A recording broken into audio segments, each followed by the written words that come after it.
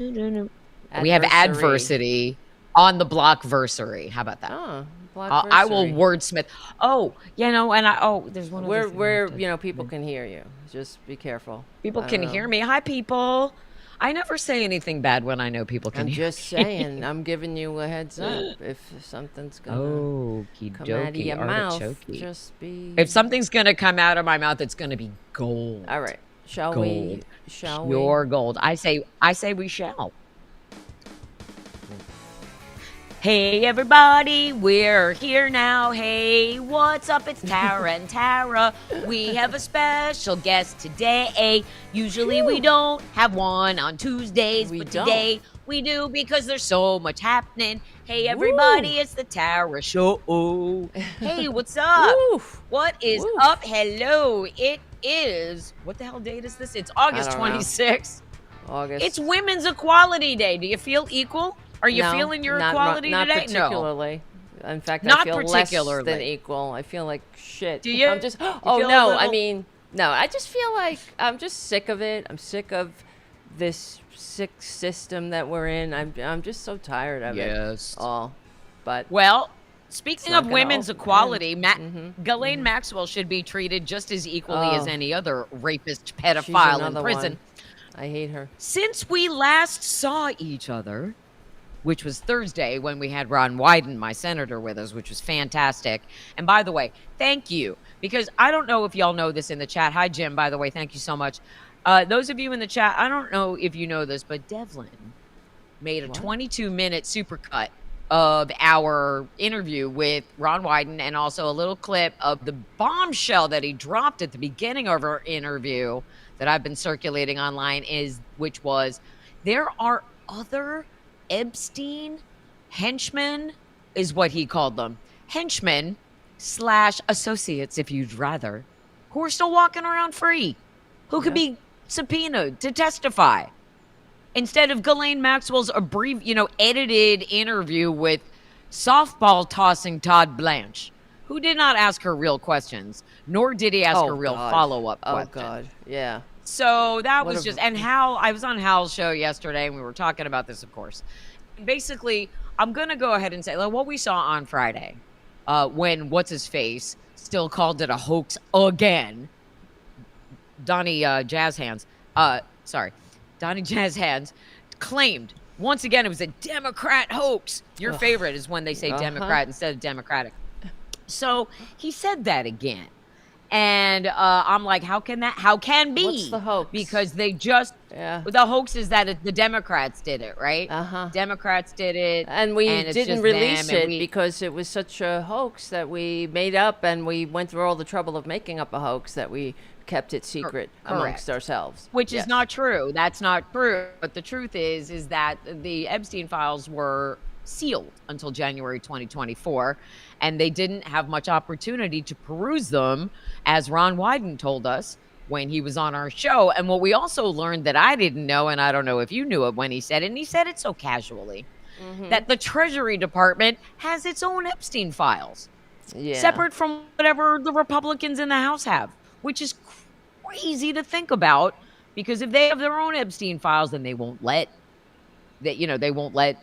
Republicans and Democrats take them. They won't give them over. You can come and look at them. You can come and sit here was basically the take, right? And then what we got on Friday was, and this is what I said to Hal, and I also said it when I wrote about it on Substack. What we got on Friday was basically stuff that had already been in the public domain already, and the abbreviated edited interview, which is like, it's like, when you go get a gyro and there's meat on the thing and they scrape the meat and then they put it in the sandwich, which I know you don't want to hear about that because you're vegetarian, but I'm just saying that's all the meat they could scrape to give to MAGA on Friday, because the rest of it is very bad. They don't want to share the rest of it. That's the hoax. The hoax is what they're trying to pull over everyone's eyes. And it's clearly, if these maggots who are, they're so attuned to the conspiracies under every rock, well, here we have one that is unfolding right in front of us. The fact that Todd Blanche, that filthy Todd Blanche, went interviewed that filthy Ghislaine Maxwell. Monster. I hate her Monster. legally and peacefully. So much. I'm not even sure if it's legal and peaceful. I just can't. The more that I read about her and know about her, I am filth. I mean, she's just filth. She's disgusting. She's a rapist. She sexually abused 14-year-olds, 15-year-olds. Yes, she did. She participated in the rape of children. She's a very sick woman. And she lied. Yes, she is. And we'll get Ellie. Ellie Leonard is coming on. Yeah, we're going to get into this. Yeah, so I don't want to jump the gun here. In just a few moments. Because she has, she's got the receipts, but she is... Absolutely. So we're gonna really delve into that in parcel. Ellie is great, and she's incredibly smart. And Jim and our Jim saying, I hear Chicago is the next city to be occupied. Yeah. Not if J.B. Pritzker has anything to say about it. We don't need him. Is basically J.B. Pritzker had an amazing press conference yesterday on the streets of Chicago in front of the Trump Tower, Chicago, which a year ago, a little bit more than a year ago, I stood in front of wearing my Wonder Woman punching Trump shirt when I was there for the DNC with my fingers raised as such.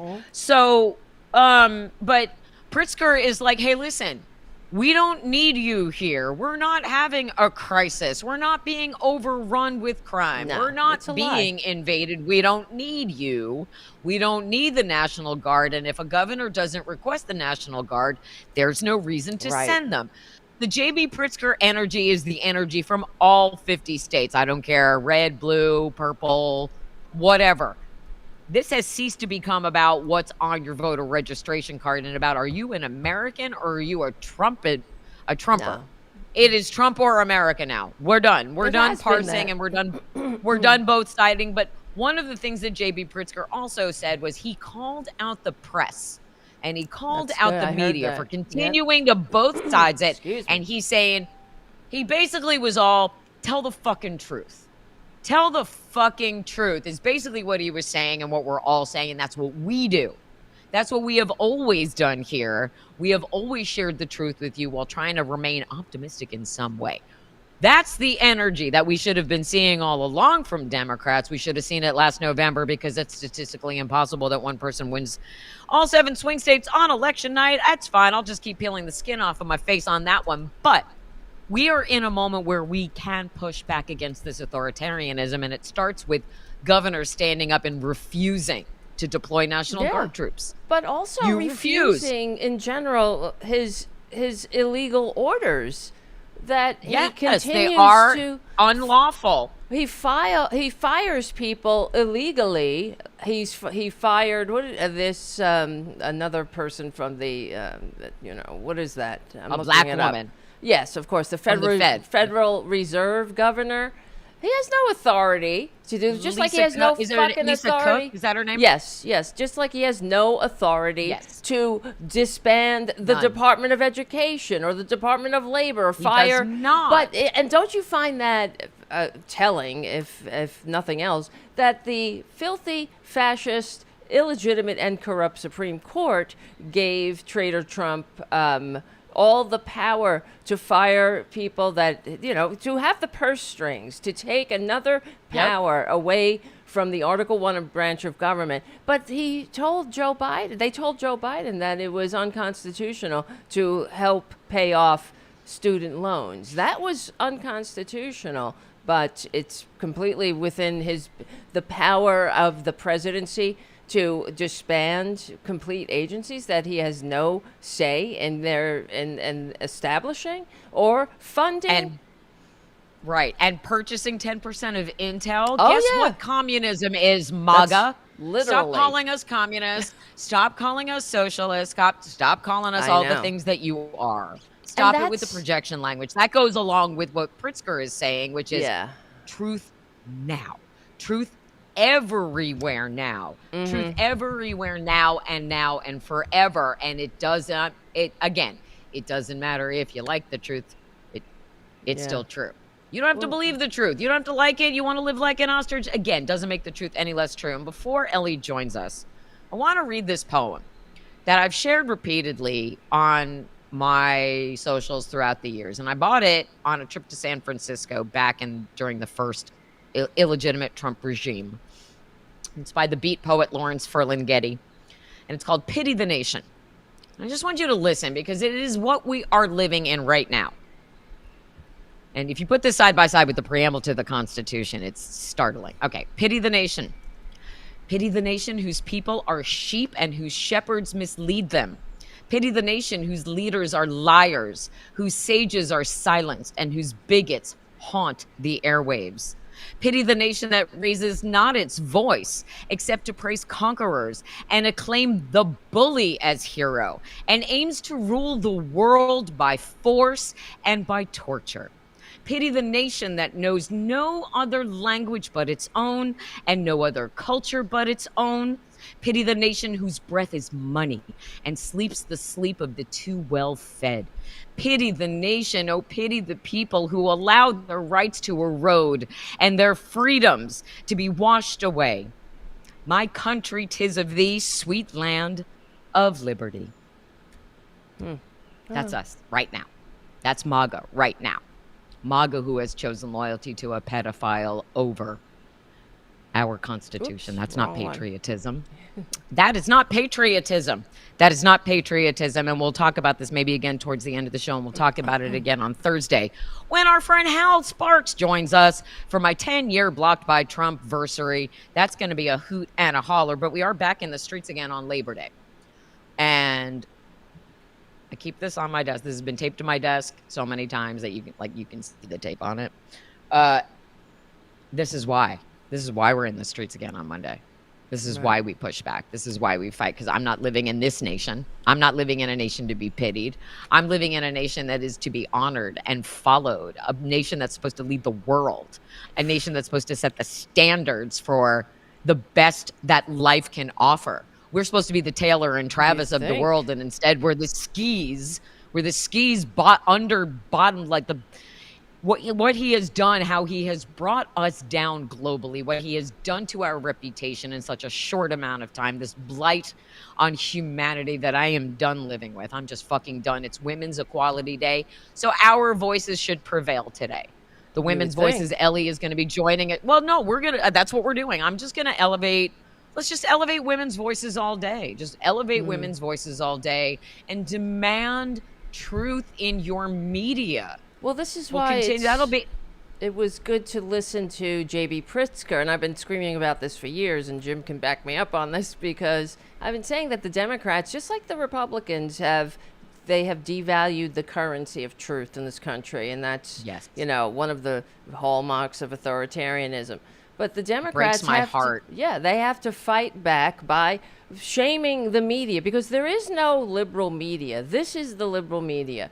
You're looking at it. We are. And so when when Trump and the Republicans, they have been, going on about the liberal media. Of course, the Democrats don't seem to want to call out the fact that Fox News makes its viewers less informed than those who watch no news at all. And they were hit with the largest judgment against a media company for lying to its victims/viewers.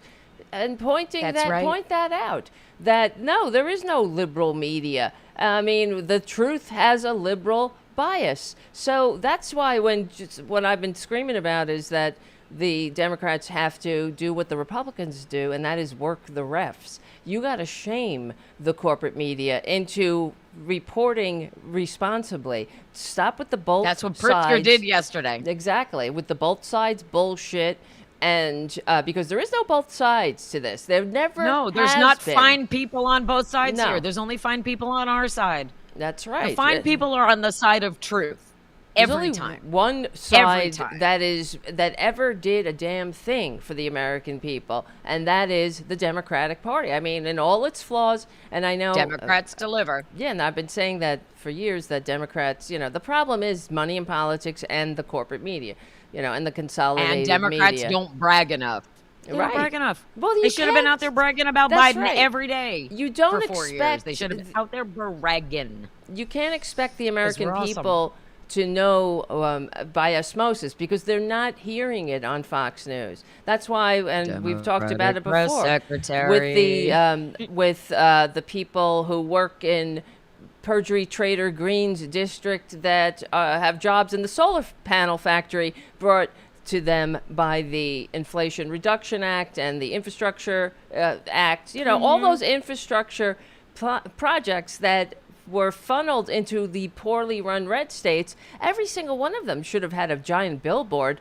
This brought to you by the Democratic Party, you know, because of your poorly run, because of your Republican representative, let it crumble so they can give tax breaks to the rich. And that's what happened. Correct. So, yeah, that's Thankfully, why people are showing up. They're showing up to Republicans who are still holding town halls. And what do you think's going to happen? MAGA Republicans, when you hold a town hall these days, what you're going to get is a whole lot of salt. That's what people are bringing. They're bringing their salt to these town halls, and they're telling people, this guy is a liar. He's a criminal. So this is going to be great. Yes. This is going to be great. Green room, ladies and gentlemen. She's one of us. She's our people. She's one of us. One of us. Well, once we've got you, we've got you forever. We accept her. Was that's from that movie, the famous Todd something movie? We accept you. We accept the Freaks. You. Yes, Freaks from Freaks. Yes, we're not freaks. One of us. We're not freaks. One They're the freaks. Us. One of there us. She is. What a lovely looking lady. Look at this. Hi, hey, how are ya? Hey, welcome. Welcome to the Tower Show. I feel like I have to be taller. No, you're I know. Right. I don't know. Well, I don't know what I'm doing here. So you're fine. Just be yourself. Ellie Leonard. You're gonna be like whack-a-mole. An author, an editor, independent journalist, and she has earned attention across all of her social media platforms. You're involved in major media documentaries, podcast projects, and do you have a classical background as well? Am I mistaken? I have I have a classical history. Yes, degree. that's what I meant. It was Classical kind of a last minute. How do I finish college degree? Oh, I love it. That's one of my passions as well. Oh, not really. I don't know. It is a passion. It's what I do in my spare time. As I read Roman history, I'll read the writings of Cicero, or So, Caligula. Yes, I love it. I love it. So thank you, Ellie, for joining us on the Tower Show today. And you're amazing. Your Substack is incredible.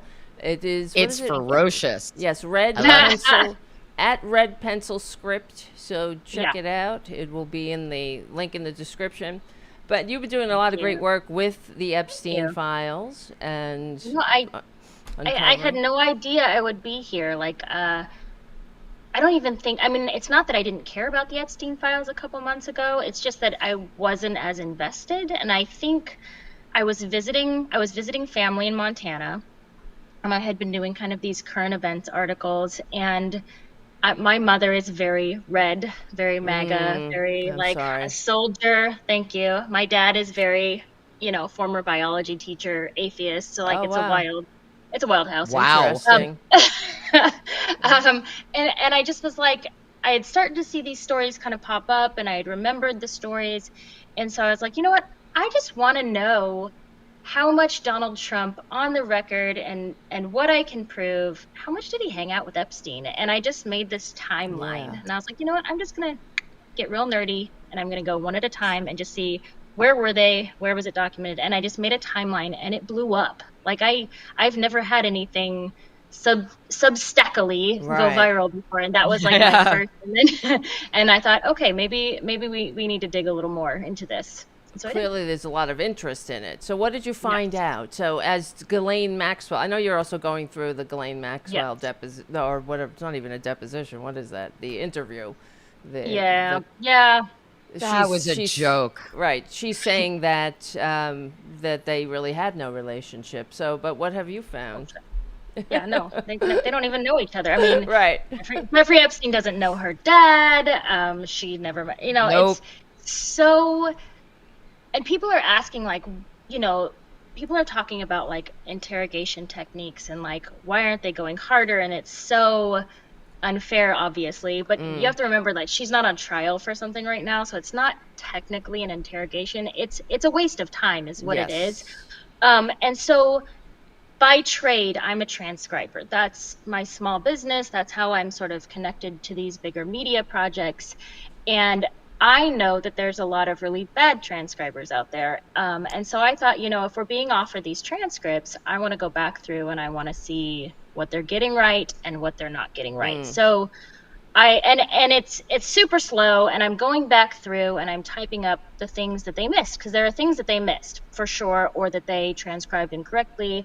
But I'm also, by doing this, I'm also kind of getting into the head of the people involved. So what is Maxwell's stance? What is Todd Blanche's position? Where is he soft? Where does he actually ask real questions? The big thing that I'm sort of gleaning from it are, what are the tells? Like, what is something that Maxwell says or does which immediately changes the course of the conversation? Like, it's like hey, get out of here, because we can't see their faces. We can't see them making eyes at each other that says, let's get out of there. And the biggest tell with her is when she says something like, someone told me this, or I heard this. Oh, God. Because what she's doing there now, even though she has immunity, she can't lie legally in these interviews. She doesn't have immunity against perjuring herself, even if it's not an investigation. So she's not supposed to technically be lying. Is anyone going to call her out on it? Probably not. But whenever she says, so-and-so told me this information versus I know this information, that is when she's lying, because she's not putting that information on herself. She's saying she was given it, and so if it's not true, then I didn't know. And so that's a huge challenge. Oh, yeah, and she does that throughout. Yeah, that's a big one. She's disgusting. This seems to be an exercise in how to use semantics to get away with shit. Yes. So, and that's something that we've talked about on this show before, in that MAGA who are not the smartest people in the world, yet they seem to understand semantics in a special way, because they'll focus on, they'll seize on one word and try to parse it, like when they don't believe that Donald Trump raped E. Jean Carroll. Like that shit. Right. They'll go into a semantics argument as a distraction so that you're not getting your real answers. And I think that this is a textbook example of that, because it's not just that she doesn't answer, it's that we got an edited version of the interview as well. Sure. So we'll never know what was actually said. No. And she's not going to say, I mean, there really is no reason for these interviews. It doesn't benefit anyone. It's kind of like the idea of, like, we're giving you something that doesn't matter just so that you're getting something because you keep asking us for something. It's like the idea of dropping 30,000 files in the Senate of the Epstein files the other day, which was like 29,000 of them we already had, right? So it's like so a distraction. It's a distraction, but it requires more effort on their end, but it doesn't matter. Like, nothing she's doing matters. It matters to her because clearly part of the commutation process, which is what she wants, is she got to be moved to a minimum security facility. Now, she didn't come from a maximum security facility. She came from a lower security facility to a minimum, which is, there's a difference. But that was a clear response to what she said. And I don't know if that's it. I don't think that that's it. I don't think that's the bottom line for her. My guess is there's a pardon coming for her. Yeah. I don't believe someone's going to off her. I don't believe she's going to disappear. I don't believe people like her disappear because they want too much attention. Like, they don't just go off the map and save themselves. They want to be in the public eye. She needs that. It's that narcissistic quality of all the people she hung around with. Yeah. I think Trump will pull he talks about being able to shoot someone on Fifth Avenue and get away with it. He'll pull that with her. He'll hire her for something, and that's his version of doing that. Yeah. Just imagining this, it's making me sick to my stomach, because she is the most. Yeah. She's really vile as a human being. She's a very sick woman, and she lied in those and you did the direct transcribing. You didn't just take the Department of Justice's or whatever, Todd Blanche's word for it. You went through the tape on your own, and there's a reason they're giving us both of those things. And pardon me for interrupting. No, you're fine. You're fine. Please. They don't need to give us the audio. There's no reason for them to give us the transcript and the audio. We would be fine with the transcript, other than there are errors in it. The reason they're giving us the audio is for her emotion and for us to feel empathetic. And yes, for us that's so true. Hear what she's saying versus just reading it on paper. And Americans are hear what a bad actor she is. We're suckers for that English accent too. So she sounds super English. Like, right, it's like she's such a proper lady. Right? Yeah, how can a proper lady rape a child, right? So and lots of emotional tactics, like, and they're very cliche. I was kind of surprised. I was like, really, that's what you're gonna put? Like, she talked about loving animals, like she wants to have a farm on Jeffrey Epstein's ranch, and then she talked about like how they kind of broke it off around 9/11 because they were all suffering, and then how dare you? Like, she brought up these real cliche like heartstrings. Right, 9/11. You even go to 9/11. You right. Jeffrey Epstein's mother was ill, and she was caring for her, and she didn't have that relationship with her mother. And I was like, you had a free plane for like 30 years, and all the money in the world. And you're saying like you never got to hang out with your mother. You could have hung out with your mother. Yeah. So it's just a lot of that, and that's that mansion. I mean, her whole her childhood, her upbringing. She's, grew up in like a 78-room mansion or, right? Something like that. 78, right? Am I right? Yeah. But her father was penniless, right? She says he was penniless. He was destitute. He grew up in poverty. He was never connected with money. He just stole everybody's pensions. That's what he did. And then she goes, except for his boat, which was a super yacht, not just a regular yacht, and his airplane. And it's like, except for his boat and his plane, he was penniless. And yes, it's like, most humble, hardworking, normal people have a boat and a plane. Right. Simple, just humble, hardworking, keeping your head down. Wow, what a bitch. Work done. Yeah. She also she also denied the existence of that. Well, not the existence. She denied that the photo between Prince Andrew and Virginia Roberts Giuffre was real, right? In this interview, she says that it was doctored. It's fake, right? And these are things that have been proven at trial. So she denies there is a client list, and she denies this, even though this was presented at trial. Right. And of course, the distancing and. She denies her role in introducing minors to Epstein, this is all shit that's been proven in court. Right. So, she says she lives in she never stayed at his house. She lived in a 10-by-10 apartment down the street. Like, she didn't have a key. She talks about just that she was just his decorator. He just hired her to be his decorator, and she lived on $25,000 a year. And even Todd Blair goes, how did you live on $25,000 a year in New York in the 90s? No, you can't. For that. That's what she didn't may have claimed on her taxes. Probably. But she did. That's not all she was getting. That's so true. Right. Yeah, so I wrote on the Farmer Sisters, because what kind of really sparked my interest in this, it was Vicky Ward. I really think she did a great job. And who's Vicky Ward, for people who don't know? Yeah, Vicky Ward is an investigative journalist. She's on Substack as Vicky Ward Investigates. She wrote an article for Vanity Fair in 2003, I think, called The Talented Mr. Epstein, and it was one of these kind of glowing reviews of a billionaire bachelor. It was definitely from him asking her to write about him. He did that with a lot of people. Can you write about me? Write an article, write a book. And then he had billions of dollars, so it kind of benefits everyone. So she wrote this article about him that really, he was very brazen about his improprieties with money, which I found very interesting. He didn't hide that at all, where he didn't get in trouble, where other people went to jail. But I really just, when I was reading this article, it's always that photo. Right.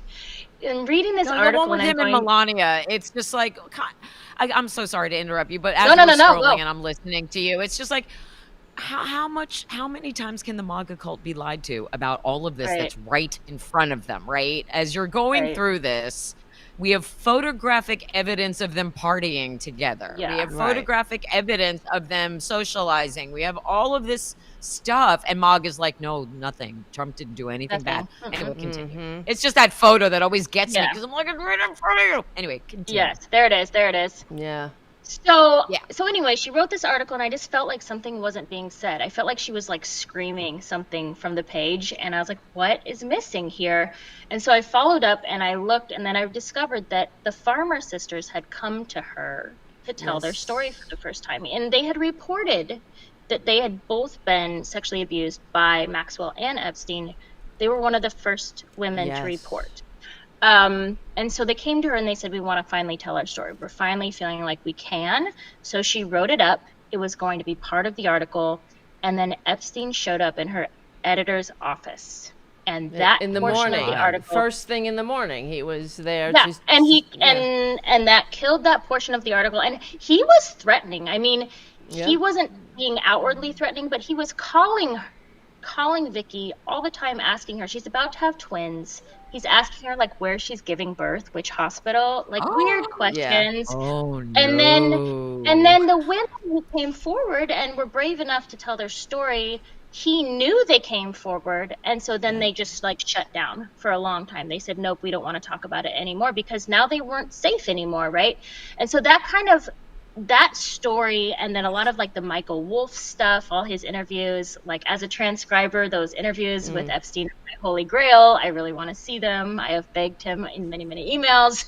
That really sparked my interest, because the Farmer sisters, the older one, Maria, would travel to Les Wexner's compound where Epstein had a house in Ohio, and she was supposed to be his like art person. She bought art for him. She helped him design, and both of them sexually abused her. And she was very clear about it. Yeah. It was both of them at the same time, and they would do this weird like mirroring stuff while abusing people. Yeah, really gross stuff. So once I had read that, I was like, cool, I'm done. Like, you're cut. And so now listening to all these interviews, she is just Britishing it up. Like, it's like she took etiquette lessons in prison. And you have to remember that she has had 4 years in prison to prepare for these interviews. So like, her delivery is smooth. It's clearly just ridiculous. Like when she's saying that Epstein had a medical condition that prevented him from having sex, and which was great.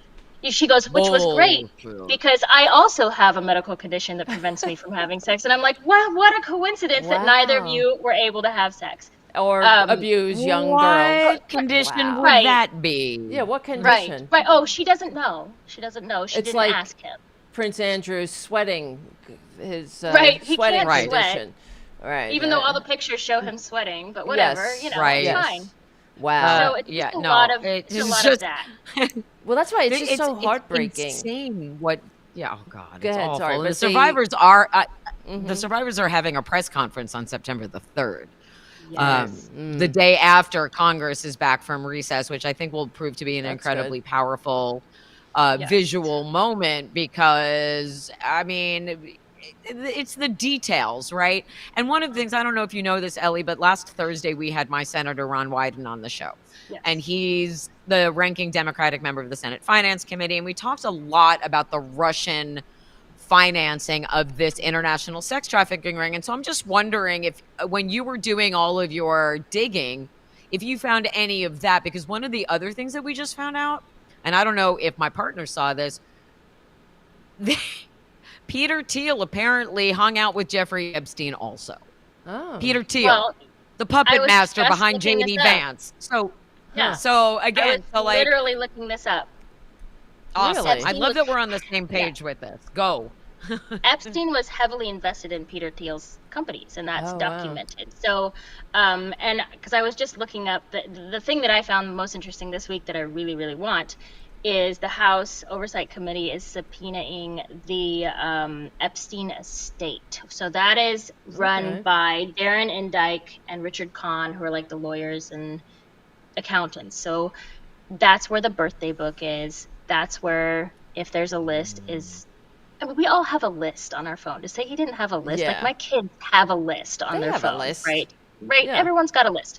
And so he was invested in Peter Thiel. The things, I haven't done a deep dive on the actual Russian connections, because that is so messy. Like all this stuff we're seeing now with like him somehow in bed with Putin. Like, it's so messy and complicated that it's a little overwhelming. But what you have to understand is when they were getting women, these young girls, into their modeling, agencies, about half of them came from these Eastern European countries, came from Russia, came from Czechoslovakia, came from Slovakia, Slovenia. A lot of these places, number one, had very kind of hardcore communist regimes and histories that didn't allow these girls and women to have a future of independence. So their parents are seeing these opportunities going, wow, you can go, have the American dream and go do something great, and you're being offered something so young. You're only 13 years old, 14 years old. But part of that, too, is the difference in consent, right? Consent here versus consent there. It's here we have kind of now, I mean, not in the 90s, but now we have we really talk about the age of consent and that no means no, and the idea of like an 18-year-old marrying a 60-year-old, like there's questions. That may not have been as big a deal if you brought someone over from a country where they lived in poverty, right? Or they had different legal standards, right? So you bring them to America, they're going to know the legal standards from their own country. They're not going to know the legal standards here. And so you see a lot of these women, and then also the women they were bringing over were like this white standard of beauty, which you'll see if you look through all these pictures with Epstein and Trump. There's not a lot of diversity. I don't know if anybody sees that. Like, the only diversity I've ever seen is there's one picture of James Brown, and like that's it. That's yeah. He's so and I'm like, man, date it, because like I'm walking down the street. I'm in New York. I was doing a little sleuthing. I found Jeffrey Epstein's house. I'm walking away. Someone goes, "No, turn around. That's Howard Letnick's house next door." So I was like, "What?" Yep. I googled, like literally connected.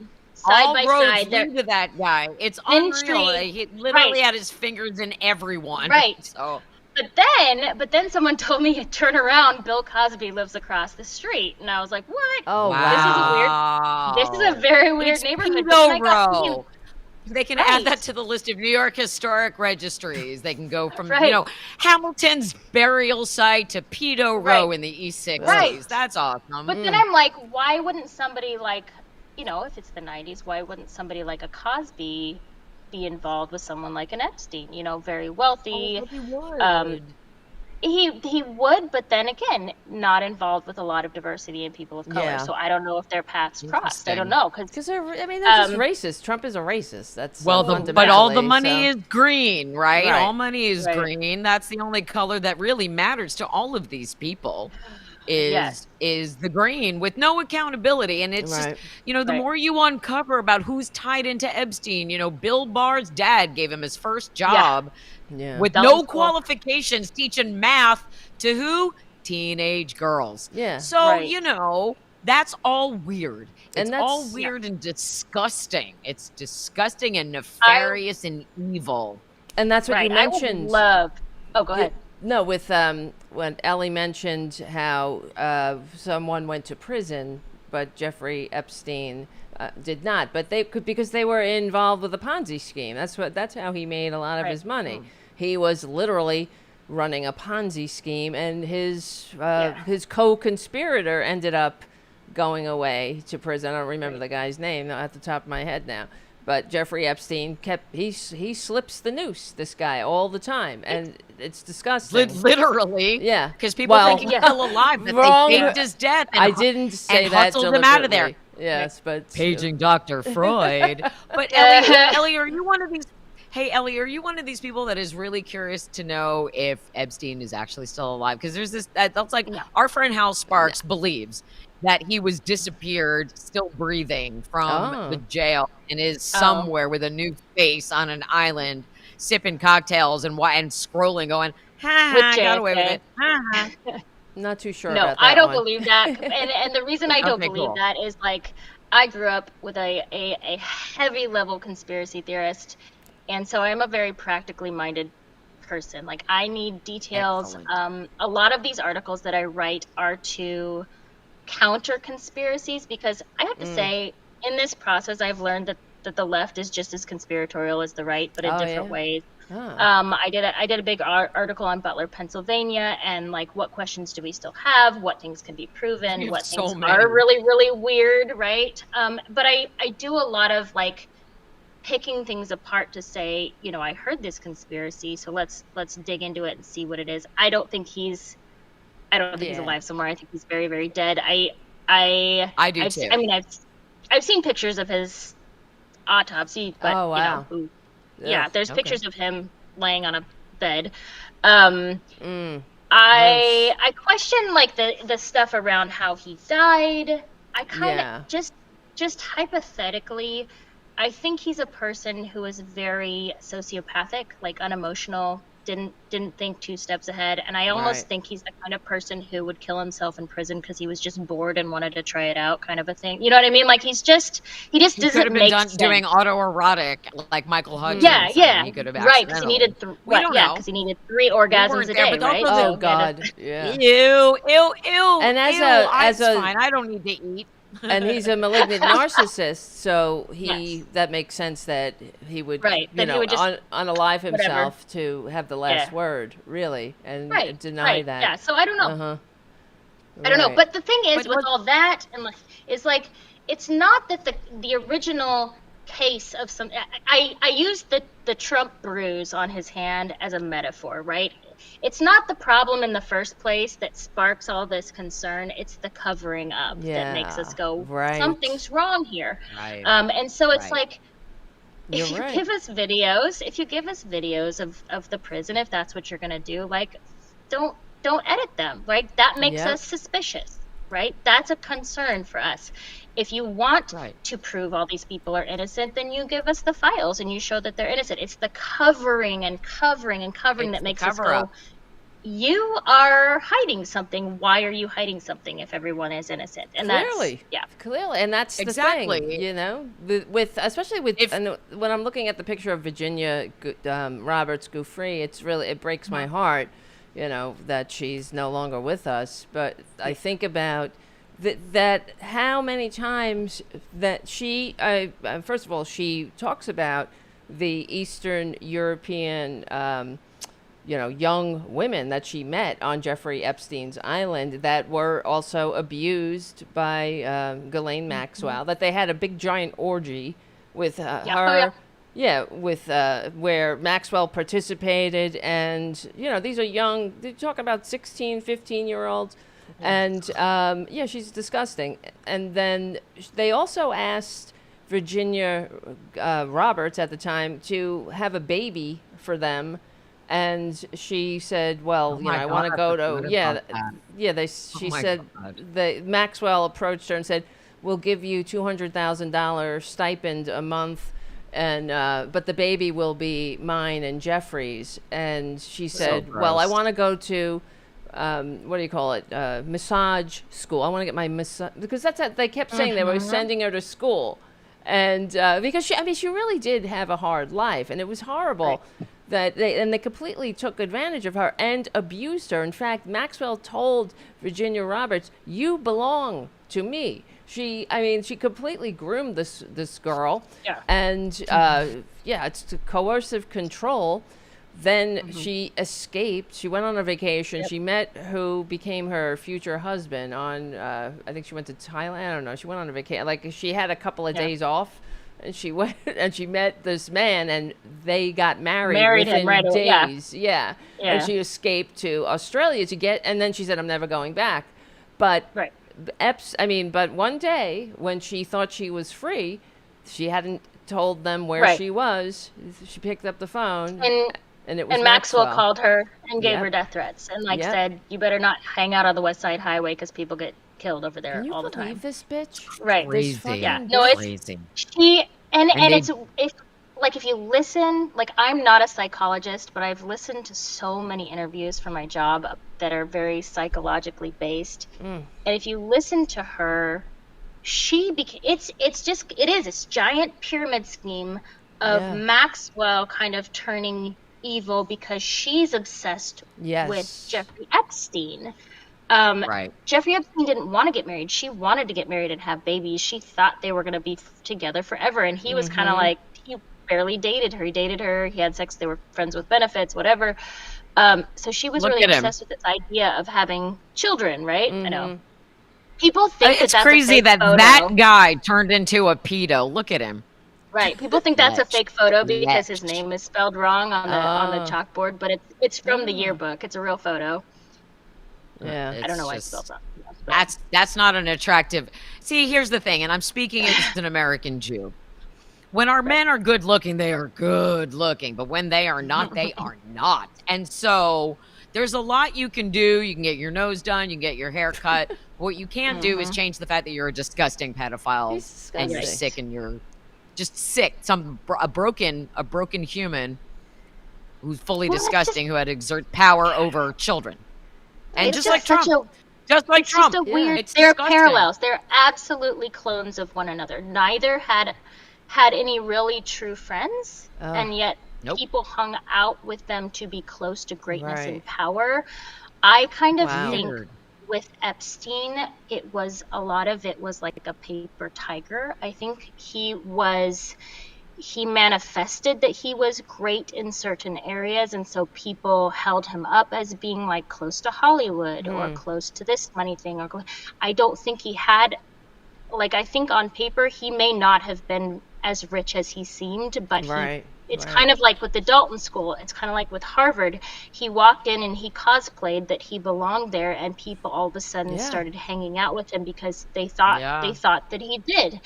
But I mean, his houses were all like gifted to him. Maxwell says that Wexner, which the Wexner story is really interesting because people don't know if he actually maybe had some kind of a relationship with Wexner or if Wexner just had a big crush on him. But like Wexner's friends said, all of a sudden he started changing how he dressed. Like he'd wear really tight pants and he'd start dyeing his hair and like, and he stopped hanging out with like his friends and family. And then he seemingly gave Epstein his house, which was one of the biggest houses in New York City. Yeah. And that's Ghislaine Maxwell gay. says it was just and Ghislaine Maxwell goes, it was just payment for his work that he was doing. And it's doing like, what kind of work was he doing that he was paid $77 million and a title, right? Like, it's just a townhouse in the East 60s is, that's that. You want to give somebody a tip, you slip them a 20. You don't give them a townhouse on East 61st Street. Amazing. No. Well, and then she's saying like his job was to get back stolen money. Like, people hired him to get back stolen money. And then she uses the example of El Chapo, and then she's like, "This is hypothetical. It's hypothetical." Oh, fuck it's like, you. is it hypothetical? And then it's like, well, then if you're talking about crime rings getting money back from other crime rings, like, that's what he was doing. It was like mafia stuff, and he worked in construction. Follow the money. Mafia stuff. Yeah, so it's read between the lines. I'll be interested to see when they're back in session, back from recess, because when we were speaking with Ron Wyden, we asked him what he plans on doing, because what he discovered, 4,725 unique wire transfers between Epstein and Russian banks, and only one of them was $1.1 billion. So there's the question of funding an international sex trafficking ring, perhaps with a little light money laundering going as a special added bonus, right? Wow. Yes. So when the Congress can't stay recessed forever, so they're gonna come back. And one of the things we asked him, like, what's your first order of business once you're back in session? And he's all about, the financial stuff and really delving into and parsing these financials, because this is where they could get him, kind of like the way they got Capone, get him on the financials rather. I mean, the other stuff that he's done is hideous and abhorrent. This is real shit you could get someone on. Yeah. That's the number one reason they're not releasing the Epstein files. And I've said it a few different times is, I mean, the sex stuff is horrible, but it's a smaller group of people that are involved in that than it would be if they start talking about money. If they start bringing up the money stuff and how all these people became billionaires, because it's very, I mean, there's no real non-corrupt way to become a billionaire and stay a billionaire and become more of a billionaire. If they start looking into that unless on you're a Taylor legitimate Swift. I'm sorry. I always have to stand up for Taylor. She's engaged. Continue. She's engaged. Is it official? When did they announce that? Wait a minute. Swifty over 50. It's on the head. It's on the cover of the Huffington Post. Yeah. Everybody okay, relax. Fine. I've been focused on Epstein. I'll get back to. Oh my God! My friend Christine hasn't blown up my phone. Anyway, continue. Of course, they're engaged. I called this 2 years ago. Go ahead. Oh wait, no. So, but if they start delving into the money stuff and they actually find a paper trail of how he got his money, which I'm sure there isn't one, then you'll start to see. That would be such a massive investigation. I don't even know if they have the manpower to do that kind of an investigation, but that's the kind of thing that would take down like the economy of a place like New York City. Wow. Like, because so many, and Washington D.C., like so much political and financial corruption. That's all the big banks. It's all the connections with Russia. It's like, that's, to me, in my pea brain, that is the number one reason why they're not releasing the files. It has nothing to do with the sex stuff. It has to do completely with the money. Yeah, and the sex stuff is just and the abusing underage girls. It's just it's like a detail. I'm sure it's still happening. Yeah, exactly. And I'm reading one of the quote on your article here. Epstein was trying to explain a currency trade he wanted to do. I have an MBA from Ohio State. I didn't understand a word the man said. I told Les, stay away from him. Right? He didn't know what the. And then he fired that guy. That's what's so sickening, because everything is a con. It's just a grift. It's everything is like the gilded age of gaslighting and grifters, and we're all just pawns in this little drama that they have, and they use people like Ghislaine Maxwell said to her friend. Well, don't worry about it. They are trash. And that's how they think about us. Yeah. And the fact that you're saying that.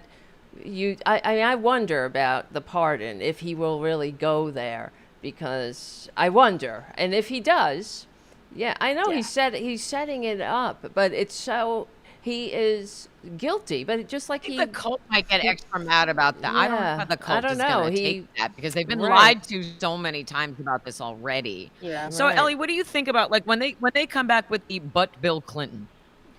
That's one of their counter arguments, aside from why didn't Biden release them when he was president, and the reason is they were sealed, and that's the reason. But when they come back with the "but Bill Clinton," have you, in any of this stuff that you've been doing and in any of your digging, have you found anything that points to Democrats doing anything close to what you have found with the shitty people that are connected to Epstein? Because we're fine with any, like, accountability is accountability, and if it turns out that he did. But my take was, if there was Bill Clinton stuff in there, we would have seen that months ago. So, that's true. Or even in 2020, we might have seen it. Right. So have you, in your work, because you're like in it, have you seen anything that points to anyone in the on the Democratic tip where we have to be like, oh shit, I did not know that so and so was doing that? Or, like, do we have to prepare ourselves as well? Because I'm ready for anything when it comes to finding out what Trump did. I haven't really been focused on any Democratic stuff, because I figured Pam Bondi would have released that if there was anything like that. There would have been. I question whether. So here's the first thing. The MAGA base thinks that the whole Clinton idea being in the Epstein files is like this huge gotcha. Meanwhile, we're over here going, take him. Like, his reputation is trash, right? Like, take him. We don't care. Like, if someone's in there, go for it. We are not beholden to a party member who abuses children. Like, don't care. Nope. Ta-ta for now. That's just over and over. Right. So I don't know why that isn't clear, but apparently it's not clear. What I have run into, and again, I'm not all the way through the transcripts, but like, she talks a lot about like Bill Clinton going on these trips, and that I know that they were very careful about talking. His friends were very careful with Epstein at the end, because they said he just got so brazen. They were like, dude, you're going to go to prison if you keep talking about this stuff. And part of that was that Bill Clinton had just been at his house and like, you need to shut up. I remember reading that. The idea of this big apartment building on 66th Street that's owned by his brother, that his brother, Mark doesn't know what goes on inside the building. Don't trust that guy as far as I could throw him. but there was a lot of people staying there, like the Clintons and Ehud Barak and all these people.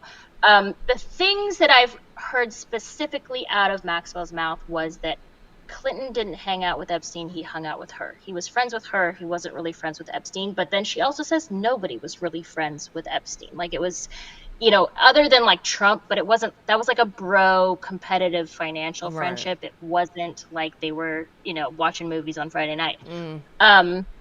So he was there. I think the only stuff that I've clearly gotten that is not like right-wing politicians and billionaires and people like that is you'll hear every once in a while talk about like actors who were flying around on the planes with them.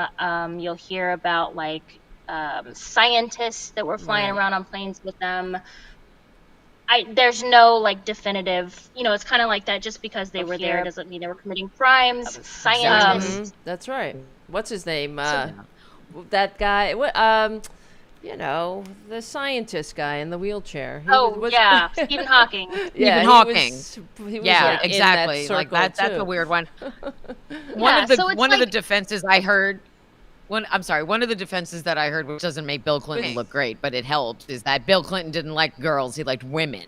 So but it also, if he did when he cheated on Hillary, at least it was a consensual relationship, and it was consensual, and it wasn't with someone who was 14. Right. But that's what the maggots are saying. I mean, if you want to find a sliver of hope, right? Yeah. So it's that. But I mean, it's just one more thing. It's like, well, then if they're in there, dump it. But I also think even if Democrats were in there, if there was a huge financial burden for releasing the files, they wouldn't release it. Like, they're weighing for them the positive and negatives of releasing the files, and even if it's filled with Democrats, if it takes down this huge financial ring, they probably wouldn't do it. So I don't know. Right. There still is not a lot of talk about that, but we are willing to sacrifice all of them. I will speak on behalf of my people. Yeah, no, that's fine. Well, MAGA doesn't really have anything right now. All they have are a bunch of lies, and they're trying to figure out what they're supposed to do right now, because on the one hand, this is a total cult of personality. It stopped being about politics a really long time ago for them. Yeah. So they're in the act of defending Trump, while they're not really aware that they're also in the act of defending a pedophile, because they don't see him like that. They don't want to believe it's fine. And it's like our friend Hal Sparks says, when he meets these people, he asks them, how long would have it taken you to clock Epstein as a pedo? And they're all like, oh, right away. And then follows that with, so if you want to believe that Trump didn't do any of this stuff, but they were friends for 25 years, what are you saying? That either Trump didn't know, he was that oblivious, couldn't figure it out, or he did know, he was fine with it and looked the other way, and then there's that third option with or he's undercover. What we know it to be, which is he knew, and he was an active participant.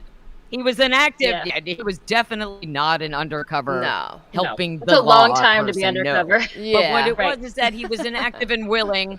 Right. That's a real long con. So like he gives he was a an shit active and willing about participant. People. It was a competition for them. He was angry that Epstein got to rape Virginia before he got to. It was a competition. Which one could you get to first?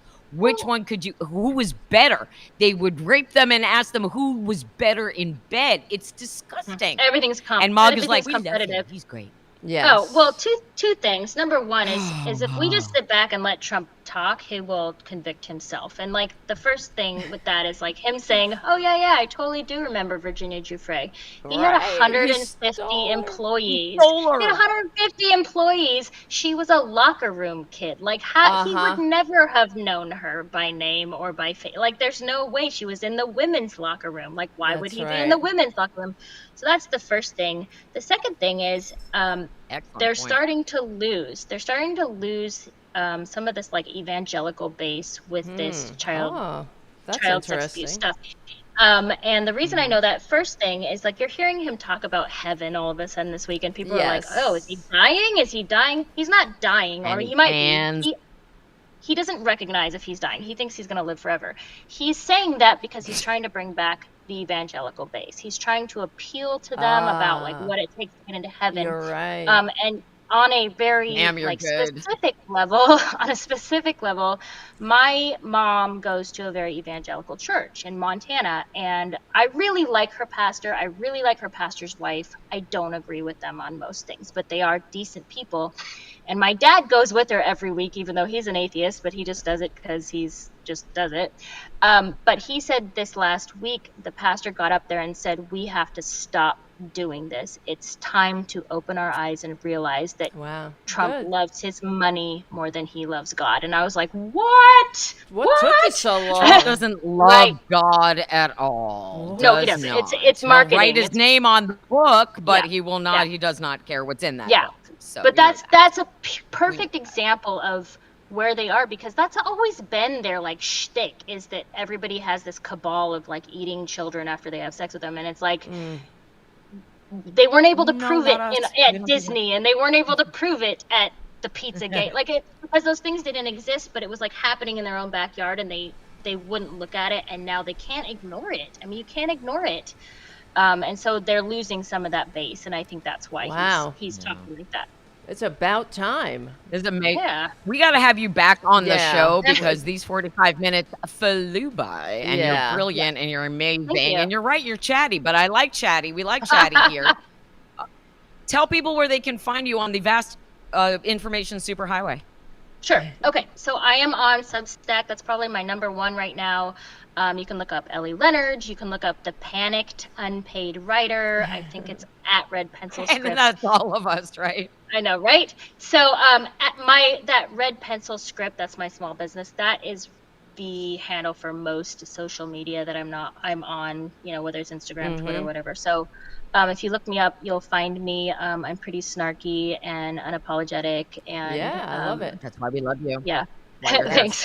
That is it. Thank you, Ellie. That's and awesome. Thank you, guys. Everybody.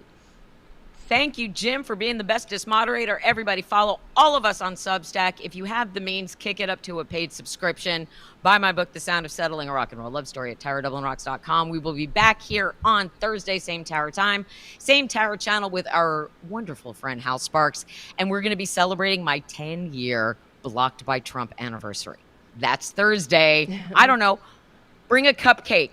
I don't know, but we'll do something fun and just, get out. Remember, we're all in this together except for Trump, because he's a dick.